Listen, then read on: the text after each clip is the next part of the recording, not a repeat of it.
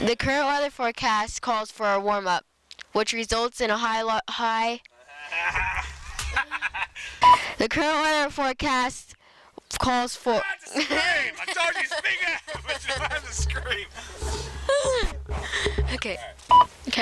The current weather forecast calls for a warm-up, which results in a lot of high water and flooding. This means that you should be careful when you drive in high water. I think we all know.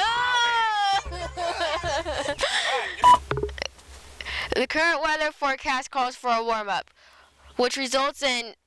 I'm running out of tape here. You're brand new, right? The current weather forecast calls for a warm-up, which results in a high. Severe winter weather moves through the meadow. Alright, come on, one more time. Many new moms would like to know which is better. Better than love. If you would like to catch your boat, I said boat. It's okay. And in sports this week, the dart team DFK. Hi, I'm Haley Stubb.